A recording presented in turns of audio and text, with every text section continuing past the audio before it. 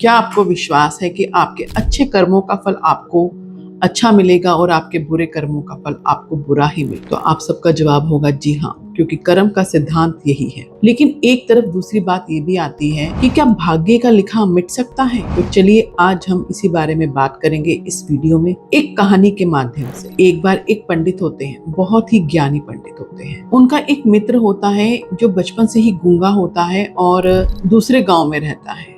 पंडित जी चाहते हैं कि बहुत समय बीत गया, मैं उस मित्र से जाकर मिलाऊं। तो पंडित जी अपनी तैयारी कर लेते हैं उस मित्र से मिलने के लिए। रास्ते में निकल पड़ते हैं और रास्ते में निकलते निकलते उनके साथ में उन्हें एक राहगीर मिल जाता है। अब राहगीर जब मिलता है तो दो सदस्य साथ चलते हैं। ऐसा लगता है कि वक्त अच्छे से गुजर जाएगा, बातें करते करते जाएंगे, कब रास्ता कट जाएगा पता ही नहीं चलेगा। तो उन्हें बड़ी खुशी हुई कि चलो कोई तो साथ में मिला और हमारा समय अच्छे से कटेगा, यात्रा का समय। पंडित जी ने उनसे बात शुरू करने के लिए उनसे उनका नाम पूछा। उस राहगीर ने अपना नाम धर्मराज बताया। पंडित जी को ये नाम सुनकर कुछ अटपटा सा लगा, लेकिन नाम तो नाम है और उन दोनों ने अपनी यात्रा शुरू कर दी। यात्रा करते करते रास्ते में एक गांव पड़ा। जब रास्ते में गांव आया तो धर्मराज ने पंडित जी से कहा, पंडित जी आप थोड़ा सा आगे चलिए, मुझे इस गांव में कुछ काम है, मैं उस काम को निपटाकर आपसे पुनः मिलता हूँ। पंडित जी ने कहा चलो कोई बात नहीं। पंडित जी धीरे धीरे आगे चलने लगे और धर्मराज जी उस गांव में चले गए। उस गांव में जब पहुंचे तो वहां पे कुछ समय के बाद एक खबर आई कि सांड ने अपने सींगों से उसे धक्का दिया और व्यक्ति की वहीं पर मृत्यु हो गई। जैसे ही यह समाचार चारों तरफ फैला, उसी क्षण धर्मराज फिर से पंडित जी के साथ आ गए। पंडित जी को बड़ा अजीब लगा कि ऐसी खबर आई और धर्मराज अचानक मेरे साथ आ गए। चलो उन्होंने इग्नोर कर दिया और दोनों फिर साथ में चलने लगे। चलते चलते बातें करते रहे, फिर एक दूसरे गांव में पहुंचे। उस दूसरे गांव में भी धर्मराज जी ने पंडित जी से यही कहा, पंडित जी आप आगे चलिए, मुझे कुछ काम है, इस गांव में मैं निपटाकर आपसे फिर मिलता। जब पंडित जी से वो मिले, लेकिन इस बार पंडित जी ने सोचा कि मैं आगे नहीं चलता, यही रुककर धर्मराज का इंतजार करता और वही रुककर धर्मराज की ओर देखूं तो सही ये क्या करते हैं। इतने में ही खबर आ गई कि गांव के व्यक्ति को एक सांप ने डस लिया और किसी जहरीले सांप के डसने से उसकी मृत्यु हो गई। पंडित जी हक्के बक्के रह गए। उन्हें लगा पिछले गांव में इन्हें कुछ काम पड़ा, तब मृत्यु का समाचार, इस गांव में इन्हें कुछ काम पड़ा, फिर मृत्यु का समाचार, ये हो क्या रहा है। लेकिन तो उसी क्षण धर्मराज जी वहां आ पहुंचे। उन दोनों ने यात्रा फिर शुरू कर दी। अब लेकिन पंडित जी के मन में तो सवालों की बौछार उठ पड़ी थी कि ये क्या हो रहा है। पंडित जी ने बड़ी हिम्मत जुटाई और धर्मराज जी से सवाल पूछा, ऐसा क्या है धर्मराज जी, आप जिस भी गांव में जाते हैं वहां अनहोनी हो जाती है। तो धर्मराज जी ने मुस्कुराते हुए कहा, क्या बात है पंडित जी, मैं तो आपको बहुत ज्ञानी समझता था। मैं समझता था आप इतने ज्ञानी हैं, तभी तो मैंने आपके साथ अपना ये यात्रा करने का विचार थामा था और उस विचार के साथ ही मैं आपके साथ चल पड़ा। तो आपने मुझे पहचाना नहीं। पंडित जी बहुत ज्ञानी थे, वो समझ तो चुके थे कि क्या है, लेकिन उन्होंने धर्मराज से कहा, मुझे कुछ शंका है, इसलिए मैं जानना चाहता हूँ, आपके मुंह से पहचानना चाहता हूँ। तभी धर्मराज ने अपना परिचय दिया और कहा, मैं यमदूत हूँ, जो धर्मराज की आज्ञा से यहाँ आता हूँ। जो अपना जीवन जी चुका है उसके प्राण लेने आता हूँ। पिछले दोनों गांवों में जिन व्यक्तियों की मृत्यु हुई उनका जीवन चक्र पूरा हो चुका था, इसलिए उनको प्राण मैंने ले लिए। पंडित जी बिल्कुल स्तंभ रह गए और फिर भी हिम्मत जुटाकर उन्होंने उस धर्मराज से पूछा, अगर तुम सच में यमदूत हो तो बताओ अगली मृत्यु किसकी है। धर्मराज ने कहा, अगर तुम्हारे अंदर सहनशीलता है, जो मुझे लगता है क्योंकि तुम बहुत ज्ञानी हो, समझदार हो, जीवन की परिस्थितियों का पूरा ज्ञान रखते हो, तो मैं तुम्हें बताता हूँ, तुम जिस मित्र से मिलने जा रहे हो वही मित्र की मृत्यु अब अगली है और उसकी मृत्यु का कारण तुम ही बनोगे। पंडित घबरा जाता है और वही रुक जाता है। मन में विचार करता है, मेरा सबसे प्रिय मित्र, मेरा बचपन का साथ, जिससे मैं इतने समय के बाद मिलने जा रहा हूँ, इससे अच्छा मैं ना जाऊं। अगर उसकी मृत्यु का कारण मुझे ही बनना है तो इससे अच्छा मैं वहां ना जाऊं। अभी वह सोच ही रहा होता है तो देखता है कि धर्मराज मुस्कुराने लगते हैं और कहते हैं, तुम्हारे सोचने से क्या होगा, नियति का लिखा तो कोई नहीं मिटा सकता। नियति ने अपना लेख लिख दिया है, इसलिए जो होना है वो तो होकर रहेगा। अब पंडित को पूरा विश्वास हो गया कि ये तो धर्मराज द्वारा भेजे हुए यमदूत ही हैं, जो किसी के मन की बात भी जान लेते हैं। तब भी पंडित जी ने सोचा, मैं नहीं जाऊंगा, और वो वापस अपने गांव की ओर मुड़े।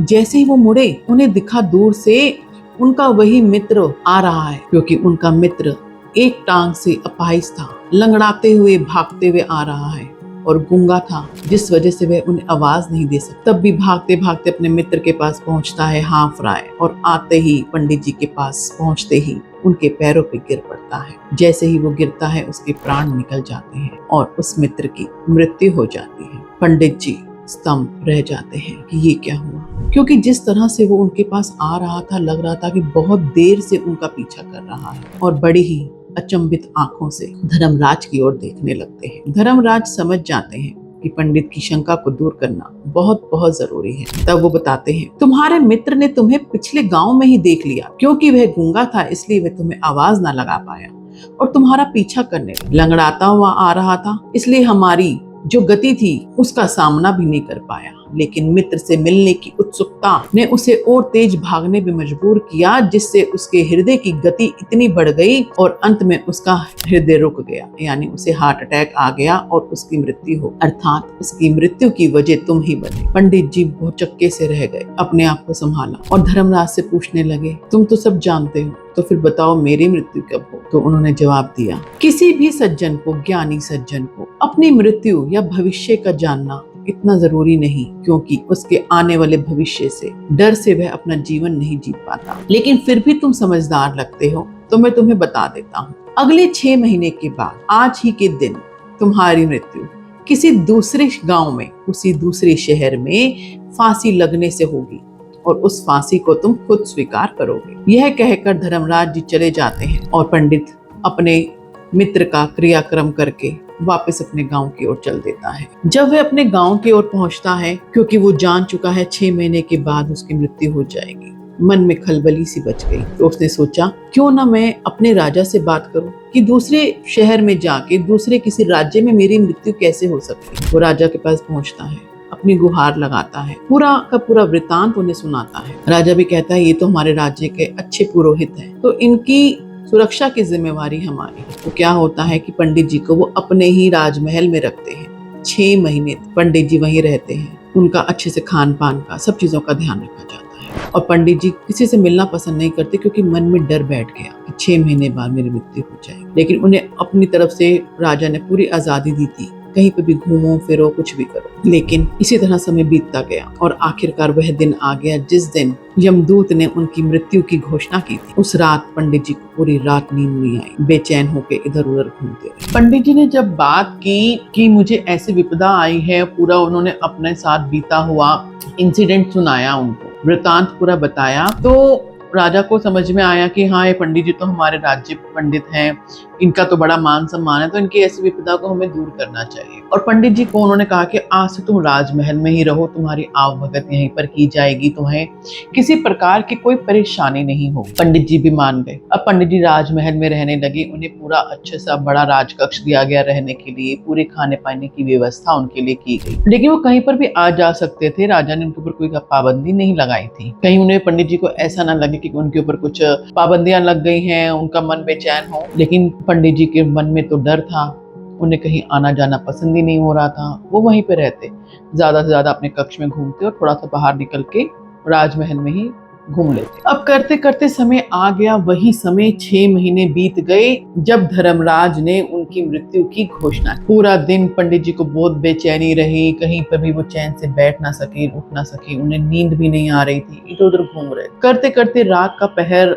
आया और उनकी बेचैनी में ही आंख लग गई, सो गए। इस पूरे 6 महीने के दौरान में पंडित जी ने एक सबसे महत्वपूर्ण बात किसी को भी बताना उचित नहीं समझा, या कहिए उनके दिमाग से निकल गई। वो ये किसी को भी बताना भूल गए थे कि उन्हें नींद में चलने की बीमारी है। हुआ यूं कि वो बेचैनी में सो तो गए, अब रात को उनको नींद में चलने की बीमारी। अपने कक्ष से उठे, राजमहल में टहलते हुए बाहर निकल गए। सबने सोचा पुजारी जी हैं तो ऐसे ही टहल रहे होते हैं, किसी ने ध्यान नहीं दिया। वहीं पे पास में घोड़ा खड़ा हुआ था राजमहल का, उस पर घुड़सवारी करते हुए नींद में कहीं चल दिए। चलते चलते चलते दूसरे राज्य की सीमा के अंदर प्रवेश कर गए।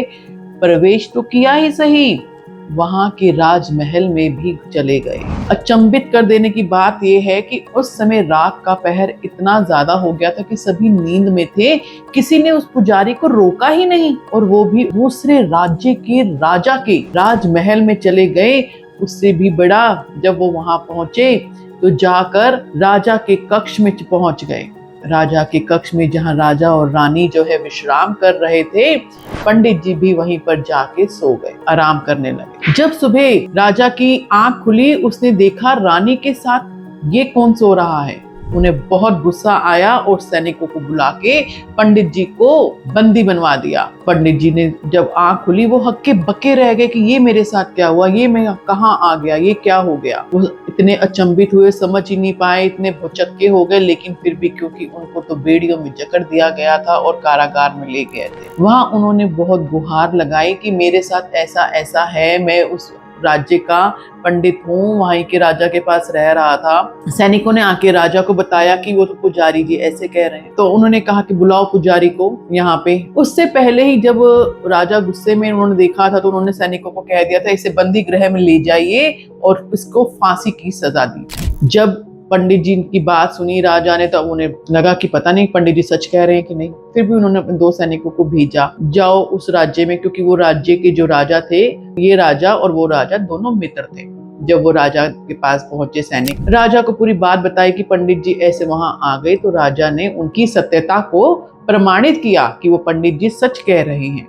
वो पिछले 6 महीने से इसी राजमहल में थे। अब उस नए राज्य के राजा को जब पता चला, तो वो तो बहुत विपदा में पड़ गए कि ये मैंने क्या कर दिया, इस पंडित को मैंने फांसी की सजा सुना दी। उन्होंने अपनी पूरी सभा बुलाई, बैठक लगवाई कि अब इसका क्या सोल्यूशन निकाला जाए। तो अब वहां पे बड़े बड़े डिस्कशंस हुए, बड़े बड़े विचार विमर्श किए गए। उस विचार विमर्श के बीच में ये हुआ कि ये बात रखी जाए कि कुछ ऐसा सोल्यूशन निकाला जाए, कुछ ऐसा रास्ता निकाला जाए जिससे पुजारी की जान भी बच जाए और राजा के मुंह से निकले हुए वचनों की सत्यता भी रह जाए, यानी कि राजा के वचन जो उनके मुंह से निकले हैं वो भी पूरे हो जाएं। बड़े बड़ी चीजों के कयास लगाए गए, लेकिन अंत में कहा गया कि एक काम करते हैं कि पुजारी जी को सूत के धागे से फांसी दे देते हैं। सूत के धागे से तो फांसी देने से पुजारी जी की मृत्यु नहीं होगी और राजा की बात भी रह जाएगी कि पुजारी को फांसी दे दी जाएगी। पुजारी भी बिल्कुल सहमत हो गया, बिल्कुल ठीक है, और ले जाकर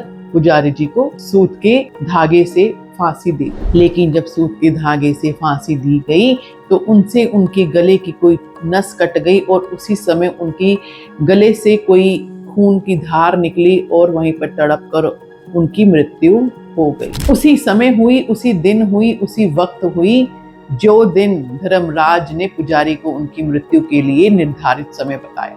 तो चलिए आज की कहानी यहीं तक के लिए। अगर आज की आपको कहानी पसंद आई हो तो नीचे कमेंट बॉक्स में हमें जरूर बताइएगा कि इस कहानी से आपने क्या सीखा, क्या चीज आपको समझ में आई और आपको कहानी कैसी लगी। ये हमें कमेंट बॉक्स में जरूर बताइएगा। आज की वीडियो यहीं तक। Thank you.